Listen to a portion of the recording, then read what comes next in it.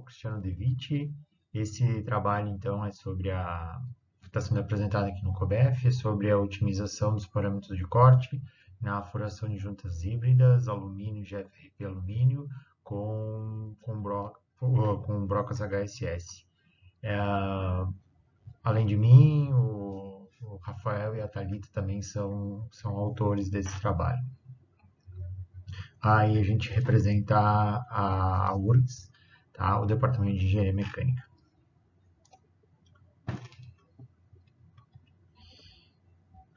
Bom, já falei sobre a apresentação, né?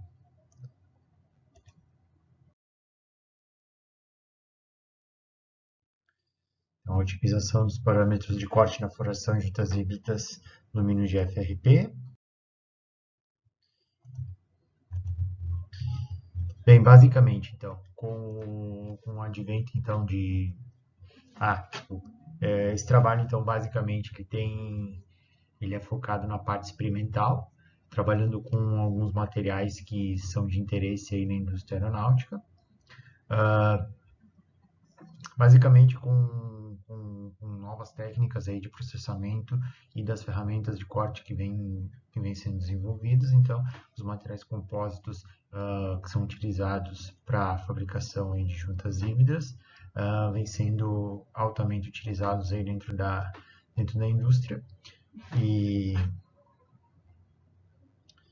aqui está aeroespacial, mas seria aeronáutica e automobilística. Então, os compósitos aí de matriz polimérica, né, reforçado por fibras, eles são largamente utilizados dentro da indústria, e assim como os tipos de fibra que são utilizados, então, fibras de carbono e fibras de vidro.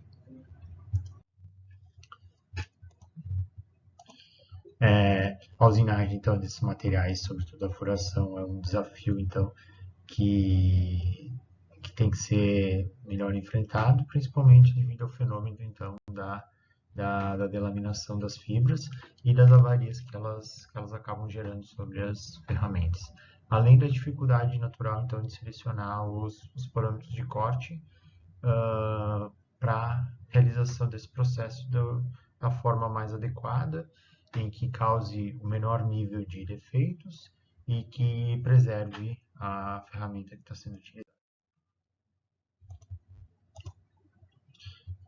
Então, a delaminação é o principal defeito, olhando para os materiais compostos, então, que é gerada, e é normal, ela é a consequência, então, do contato da extremidade de ferramenta com as camadas superiores. E na saída, então, ela é causada basicamente pelo efeito compressivo da extremidade da broca. Em relação, então, ao processo de furação com as placas com reforço de fibra de vidro, então, ela busca basicamente verificar a sua aplicação devido à pouca quantidade de trabalhos que existem nessa área, principalmente quando são utilizadas brocas HSS, que são também pouco utilizadas, pouco exploradas dentro desse contexto. Bom, em relação então aos materiais e métodos que foram utilizados, então nesse trabalho foi utilizado então um laminado de fibra de vidro com resina epóxi em 20 camadas unidirecionais, a taxa volumétrica das fibras de 50% e o GFRP utilizado foi doado, e as particularidades do processo basicamente então são desconhecidas. A liga de alumínio não, que faz parte da composição da junta, ela é uma 2024. Então foram utilizadas duas chapas, uma na entrada e uma na saída. Então o sanduíche foi formado pela chapa de alumínio, a chapa de compósito reforçado por fibra de vidro e mais uma chapa de alumínio. A composição total então do corpo de prova ficou de 7 milímetros. Bem, aqui nós temos as ferramentas que foram utilizadas dentro do processo. Aqui a gente tem a ferramenta, que são brocas helicoidais com diâmetro de 6 milímetros, ângulo de ponta de 118 graus. A diferença entre elas está na fiação. Aqui a primeira broca, então a gente pode perceber que ela tem uma redução em termos de largura da aresta transversal. Então a gente definiu aqui como uma fiação com redução na espessura de núcleo. Aqui a gente tem uma segunda configuração de afiação que a gente chama de afiação cruzada, onde a gente tem também uma redução então da aresta transversal, menor ainda em relação à afiação com redução de espessura de núcleo. E aqui nós temos a broca com a afiação normal.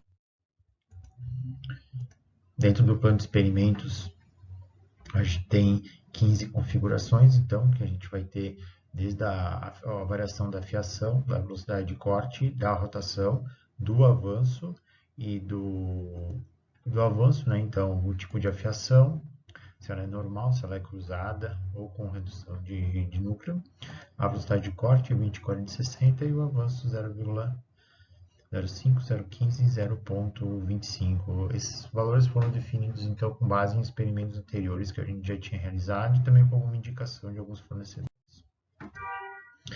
Aqui o aspecto superficial que fica a fibra de vidro e como que é feita a determinação então da área delaminada da fibra de vidro. E aí são utilizados os parâmetros para a gente poder calcular o fator de delaminação. E aqui é a configuração da junta no posicionamento dentro do centro de usinagem. Então aqui a gente tem as chapas posicionadas com relação aos pré-furos que foram realizados, que a gente tem o dinamômetro e as chapas presas pelos fixadores para serem realizadas as furações. E aqui é só uma demonstração de como, uma vez explodida, como que ela fica distribuída. Então, onde estava distribuída então a chapa de GFRP e as chapas de alumínio. Aqui a chapa embaixo não está aparecendo, mas existe na configuração. E aqui são as regiões em que os furos foram realizados. Então, o que acontece? Esses fixadores estavam presos nessa região e eram realizados furos dentro daquela região. Quando se esgotavam os furos realizados nessa região, era deslocada a junta para ser fixada novamente, né? Aqui onde que a gente está escrito aqui é a região 3, e eram realizados os furos no entorno da região 3. E subsequentemente na região 2 e na região 4. Com isso foi feito um melhor aproveitamento aí da região dos furos. E aqui como que ficava o aspecto pós-furação. Então, esses 4 furos aqui eram usados para fixação e os furos restantes aqui eram considerados dentro da configuração dos experimentos. Todos eles equidistantes, então, em relação ao centro. E aqui o aspecto superficial e como que ficava a rebarba, por exemplo, na região da saída do furo, na parte metálica, e aqui a gente tinha um aspecto superficial, então, da região do compósito reforçado por fibra de vidro. Bem, entre os resultados, então, a gente tem a análise do fator de laminação, né? Entre alguns pontos, então, que a gente pode destacar, então, aqui a gente tem a diferença em relação ao diâmetro de furação, que a maioria ficou menor do que 3%, então a gente ficou com uma diferença bem pequena em relação ao diâmetro de furação. A análise do fator de laminação também é um fator interessante que a gente tem que abordar, pois se percebe então que a força de avanço e o fator de laminação na saída, ele mantém uma padronização conforme ocorre o aumento do fator de laminação na saída, também é observado então um aumento de as maiores forças de avanço. Isso é esperado, vários autores também esperavam essa mesma indicação, que é aquilo que foi observado dentro dos experimentos também. Em relação à análise estatística e de otimização, então, aqui dá para destacar o alto grau de R quadrado encontrado, então, para cada um das variáveis de saída, tanto para a força de avanço, quadrado de 85,91 para a denominação de saída e para a denominação na entrada. Aqui, para a força de avanço, então o avanço foi o que se mostrou mais significativo, além da contribuição do avanço também ser maior, que também já era o esperado. Para a delaminação na saída, então, o tipo de afiação se mostrou significativo, com um bom percentual de contribuição, assim como o avanço também contribui para a delaminação na saída. Aqui temos o fator quase significativo, né, que seria o avanço quadrado. E na delaminação de entrada aqui, o que a gente pode observar que é um fator quase significativo se a gente fosse considerar um valor P menor do que 0,1, então poderia ser, mas nesse caso aqui ele não chegou a ser significativo, considerando 95%.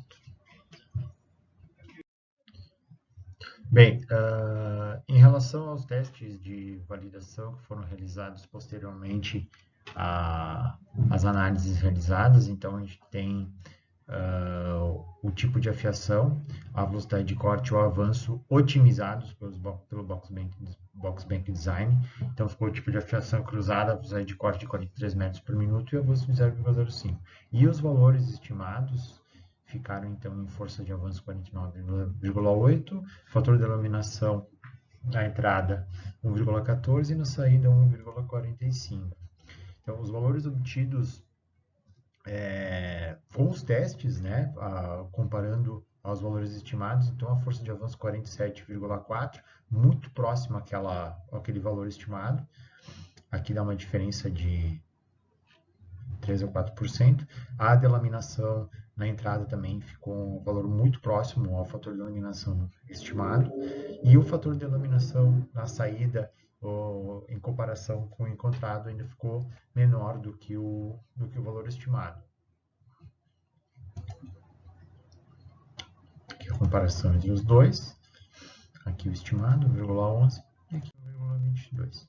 Bem, as conclusões em relação às rebarbas, que foram um pouco comentadas, então, dentro do estudo, a gente pode considerar que a rebarba tipo coroa apareceu em inúmeros experimentos que a gente fez, então ele não teve uma correlação muito bem definida. Isso, então, o tipo de rebarba formado em relação aos parâmetros de corte utilizado necessita de análises posteriores, e eu acredito também que não só o tipo da rebarba formada, como também a caracterização da rebarba, dimensões, caracterização